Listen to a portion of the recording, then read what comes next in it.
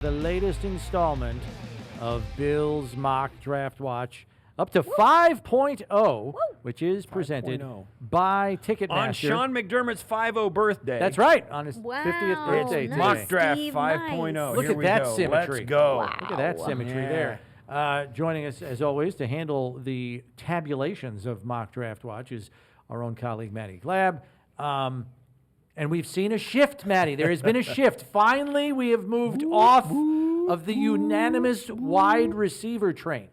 Sound the alarm. It has happened. Blow the horn. Let me tell you, wide receiver is still the favorite, everybody. So Mock Draft Watch 5.0, it's coming out tomorrow morning on BuffaloBills.com, but we're giving you a little taste of what you can see, a little sneak peek. So of the last 19 mock drafts we have tracked, 10 have been wide receivers heading to the Bills at number 28. 4 have been defensive linemen, 3 safeties. We've seen a cornerback and an offensive tackle. We haven't seen too many offensive linemen get mocked to the Bills at number 28, but we did see one come off the board in the latest round of mock drafts that we have tracked. Of the favorites, wide receiver Adonai Mitchell got mocked to the Bills 5 times in the last 19 ones we have tracked. And then number 2 is Brian Thomas Jr. being mocked to the Bills 3 times. So those 2 remain the favorites.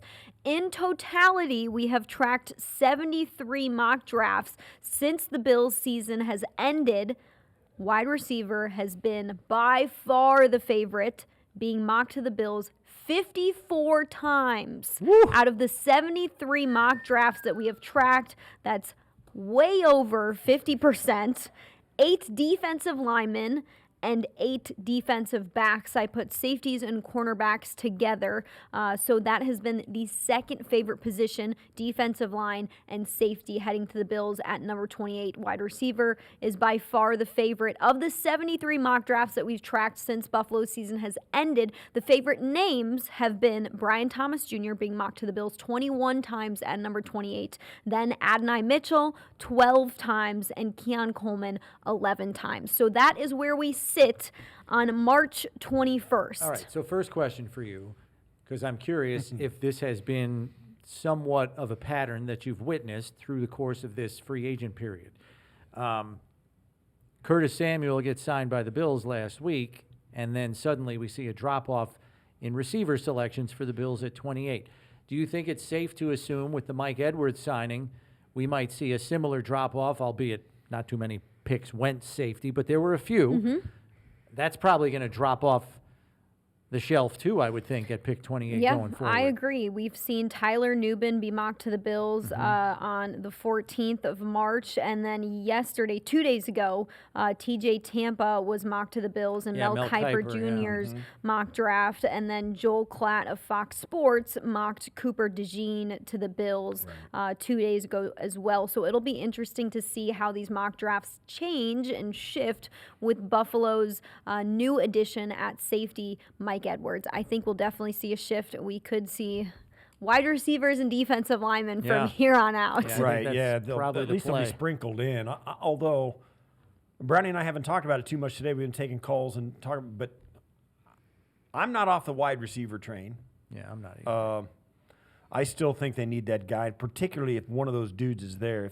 If Brian Thomas Jr. is there, you got to take him. The only doubt for me would be is if they trade up a couple snots to get him, you know? Yeah. A guy like that. May have to. Harrison, Neighbors, Adunze going to be off the board. Yep. Brian Thomas Jr. may not be there either. A.D. Mitchell, I think, probably will. And everybody from there on down, Ladd McConkey's going to be there. Don't forget Leggett. Xavier Leggett's got a chance to make it to the Bills. I'd be happy. I'd be okay with that. I'd be okay with that if Xavier Leggett. Give me one of those three. I'm pretty dang happy. Yeah. Thomas, Mitchell, or Leggett. I'm good. I'm good. Yeah, I agree. And one thing that I've also seen with some of the latest mock drafts is Brian Thomas Jr. is going off the board in the teens now. Yeah, like, I I've saw seen that. him as high as 12 or 13 in some Wow. of these mock drafts. Wow, 12 or 13. So- Man. listen, It'll depend. It'll depend on what teams are feeling. The quarterbacks will really dictate what happens. If we see quarterback go 1, 2, 3, 4, or within 4 guys go within the top 8 to 10, that could affect Buffalo in a good way. Yeah, it's amazing when you think about the receivers who have come out of LSU in the last 6, 8 years. Yeah. It is a list, a who's ones. who list. There's been some fantastic players. So the pedigree of that school, it's a little bit like back in the 70s They used to and be 80s. DBU. Yeah. Now Right, they might but be wide receiver U. Right, but it was like linebacker U at Penn State. All these linebackers came out of Penn State, and now LSU is a wide receiver mecca. They are churning them out with regularity, and they're not just bodies. These guys are players. And so, I think that is a little bit of a boost for Brian Thomas Jr., but also, Malik Neighbors is right there as well. They got some dudes, and they've had some guys, Odell Beckham Jr., and his running mate that came out of there too, his name's escaping me. LSU has churned guys out, and it's get one. Yeah, let's get one. Get one. The Bills are in Easy line to peasy. hopefully get one if that's what they choose to do so in the first round of the draft. We've talked at length about all these wide receivers. So since a couple different names and different position groups have been mocked to the Bills in the latest round of mock drafts that we've tracked over the last couple weeks, I thought we could talk about a few different names and go 3 different position groups because why the heck not? Tyler Nubin is one of those names that I brought up. He's a safety out of Minnesota. So let's dive into his tape and who he is as a player. He's 6'1", 199, a senior coming out of Minnesota. He was all Big Ten first team and Sporting News first team All-American in 2023. Last season, he had 5 interceptions, 9 passes defensed, 53 total tackles, and if you look at his career, he's played in 55 games, 207 total tackles is what he's accrued, has 13 interceptions. That's a nice number there. 24 passes defense, 3 forced fumbles, a fumble recovery, 2 sacks. And when you turn on the tape on this guy, he's really good at reading and reacting. He can anticipate what a quarterback is going to do. He's athletic with the size and the length that he has to his body. While he's not the quickest out there, I believe he takes good angles most of the time to get to the football in pass coverage. He has good instincts and a feel for the game. He seems to be in the right place at the right time to get interceptions, to get takeaways, and that has to do with film study. You don't just happen upon being in the right place at the right time. You have to put the work in, and it seems like he does that. He will put his body on the line for the ball. It's fun watching him on tape with the way that he can jump routes and anticipate things like that. He can play either safety position, but I think he's better as a hunter. What do you guys think about Tyler Nubin? Right. He's a physical guy who likes to get down. He can get down in the box and make tackles. He's athletic enough, too. He could probably go one-on-one with a tight end and take him out and win that matchup. He is, I think you're right. He's an in-the-box safety, a tackler safety, a little bit more like Jordan Poyer was for the Bills. He's going to make a ton of tackles. And his development, if you go through his, the timeline of his snaps at Minnesota, it escalated every year until finally he was on the field all the time. He had like 5 or 6 interceptions this last year. He was a ball hawk. So his trajectory puts him right on pace to be getting better. And also what he does really well would fit right in with the Bills putting him at Poyer's old spot and letting him make some tackles. Yeah, I personally think he's an interchangeable safety. I think he can play both spots. I think he's that good, and I think it's why he's considered the best safety in the class. He broke all of Antoine Winfield Jr.'s records at Minnesota. 13 interceptions is a school record for the Golden Gophers. It's an impressive number. He's a team captain. The thing about his interceptions is he will bait quarterbacks all the time. He will leave a route open, or at least give the illusion that it's open, and bait quarterbacks into throwing balls where they shouldn't be, and then he victimizes them with interceptions. But he has covered tight ends. I think he's a really good blitzer, not just when they put him up on the line of scrimmage, but they have those delayed blitzes from like the second level, and he triggers from the second level, and he gets there. So he's a multifaceted blitzer, which is intriguing. He's got a pro body one of his attributes is his body. Yeah, 6'2", 210. 6'2", 210. He's got a nice arm length. He's got wingspan that's good. So he's got some physical attributes. So yeah, I think that's a guy that he'll be there at 28. I don't know that the Bills are going to be looking for a guy like him at 28. Do the Bills feel like they're in a good spot now with Taylor Rapp and Mike Edwards on the roster? I don't know. I don't see them taking a safety early. As a matter of fact, I don't know if anybody takes a safety in round 1, but I think he's going in the top 50 picks. He's that good. Yeah. The production is too.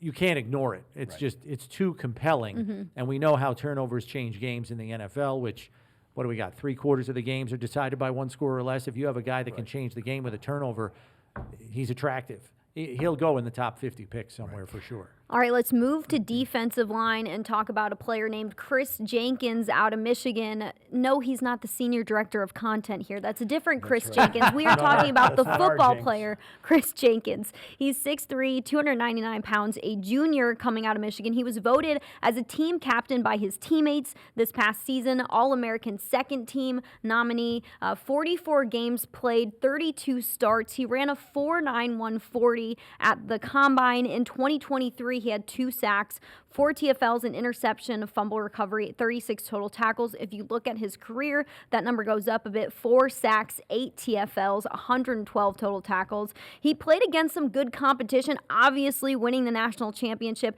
and had solid games against good teams. His father was a 4-time Pro Bowl defensive tackle. Brandon Beane was with the Panthers when they drafted his dad, Kris Jenkins, in 2001. So there's a little bit of history there. And when you turn on the film on Kris Jenkins, he pursues the football until the play is over. I like his motor. He has good strength to him and can win in the one-on-one situations. He can shed blocks and seems to be the one in charge when he's in one-on-one scenarios. When he takes on double teams, he's not always winning those. He has a nice spin move to him. He can add more to that. He's more talented than his sack numbers show, I believe. It's like Ed Oliver in 2022 when he only had 2.5 sacks. You thought that number was going to be bigger. It was only 2.5. That's how I believe Kris Jenkins looks on tape. Some questions about him as a defensive lineman are his size and things that he can work on. If you look up what analysts are saying is double teams and not being enough of an anchor on the inside. What do you think of Kris Jenkins? He's really good in the run game and can hold his own and hold his place. Plus, he makes tackles with guys blocking him. You know what I mean? He doesn't get caught up trying to disengage or whatever. He moves off offensive linemen and still gets a hand on, makes tackles while he's still in contact. Really good mucky player down inside in the run game. If he has a weakness, I don't know that his size is a detriment for him. I think one of the things he needs to work on is his pass rush. And he's a defensive tackle, so you're not going to expect him to have 20 sacks. But he needs to have more in his pass rush repertoire than he does. And that's one thing that is lacking in his stats, and maybe doesn't have a big enough repertoire of pass rush moves. But as a defensive tackle, this is a guy that is going to play a lot of snaps for whoever drafts him, particularly on first down, because of his ability to stop the run and how good he is down inside. To me, he's one of the most athletic defensive tackles in the class, and I think it's for 2 reasons. Number one, I think his frame allows him to add more weight if a team wants him to. He is a very lean defensive tackle at 6'3", 305. He could easily put on 15 more pounds, and I don't think his play would suffer. But you watch enough games of this guy, you don't see defensive tackles stringing run plays all the way out to the sideline. Right. He has the athleticism to do that, which is why they used him all up and down the line. He didn't just play defensive tackle for Michigan. He had to be out there at end, especially on 1st and 10, 2nd and short, those kinds of plays. They put him out there, kind of help set the edge for them. The one thing I will say is, for a man that size who can play with that kind of speed, he's not a violent tackler. He's more of a drag down guy than somebody who's just going to drop somebody in the hole. He's a grab and hang on and drag down type tackler. Maybe teams don't care about that. As long as the guy gets him on the ground, who the heck cares? But he's not somebody that's going to stone somebody in the hole. And I think there are times where he doesn't finish the play. In my estimation, this is a guy that hasn't put it all together yet. Yes. I don't think his full potential has been reached. There were some that could argue, hey, maybe another year of college might have been good for him. But I think the athletic potential is so great that he's still going to go somewhere on day 2. I just don't think I think he's going to be a late bloomer. I think he's going to make a roster, obviously, this year. I think he's going to kind of learn on the job. But I see this guy kind of crescendoing in year 2 or 3 of his career. By the time he gets to his second contract, he'll be a bona fide playmaking interior player. I think it's going to take him a little time, though. Yeah, that's what I was thinking, too. It goes to the right team with the right coaching staff, and you can get a lot more out of this player. Some of the parts are already there. It's fine-tuning that and getting the most out of a player like him. All right, let's go offensive line, because why the heck not? This is a really good offensive line draft class, and maybe there's somebody there for the Bills at 28 that could be a little bit enticing. One of those guys mocked to the Bills offensive line-wise most recently was an offensive tackle, Graham Barton, out of Duke. He's 6'5", 313 pounds, and is a senior. Started in 30 games, played in 31, logged 2,160 total snaps. He played at left tackle his final 2 seasons. He does have experience at center as well. Some people think center is where he is going to live in his NFL career. In 2022, Duke's offense registered 31 rushing touchdowns, which set a single-season program record, and they averaged around 167 rushing yards per game. When you look at the tape, he is strong. That's what pops out first, in my opinion. He has strong hands to engage in blocks, and he keeps guys where he wants them. He throws players to the ground. He can stay in his blocks and drive as well. I was really impressed by his leg strength to drive guys down the field. Several pancakes show up on tape. He looks like an athletic and mobile offensive lineman in run blocking settings. One of the downfalls of this guy is his arm length, not as long as other offensive linemen in this draft class. So do you decide to swing on a player like this in the first round where maybe the arm length isn't exactly there? Steve, what do you think? Yeah, I think the one thing about him is he played left tackle for 3 years, and when he was at left tackle, he's a really good athlete. He can slide side to side, he can move, he picks guys up, and he's strong, like you said. In the NFL, it's not going to be enough because his arms aren't long enough, and it sounds like a crazy thing to say when you're talking something other than NFL lineman. He doesn't have the length, so most teams or most scouts are saying, "Listen, he's going to slide inside. He's going to be a guard, or he's going to be a center." He's a smart dude. He's got all that going for him. So yeah, I would think he would be probably a better prospect as a center than anything else. So if those people are worried about, like we've had callers today about talking about Mitch Morse, and they don't know that Connor McGovern should be able to slide inside, this is a guy that could do that. He's big, and he's 6'5", three bills plus, and I just think that's where he belongs more so than out on the edge. He played left tackle, and if you watch the game tape, left tackles are out there for a reason. They got to be an athlete, and he is. I just think you look at his body type, though, and he looks like a guard. He looks like a guard or a center. He doesn't look like a tackle to me. And then you put the arm length out there, and you understand why NFL personnel people are projecting him inside, which is not a terrible thing at all. And, as Maddy mentioned, he played his whole freshman season at center. Freshman year, they put a freshman at center to run the offense and call the line calls. That's saying something about the trust that a coaching staff has in him. The other thing they say about him too is he's a little bit of, they call it finger quotes, tenacious. He likes to finish plays. Yeah, he's got nasty in him. Offensive linemen love, you need guys like that. So I think he is a quintessential guy that comes into the league. And at the higher level of athleticism that they play at, he moves down into center and uses his savvy and his tenacity and his athleticism. And I would say what makes him attractive to the Bills is something they want in all of their offensive linemen, and that's position flex. He comes in the door with position flex. You don't have to cross-train him. Right. He's done that already. If he can play tackle in college, left tackle, he can play guard in the NFL. Oh, so now you have a guard center position flex prospect. That's why he would be attractive to Buffalo.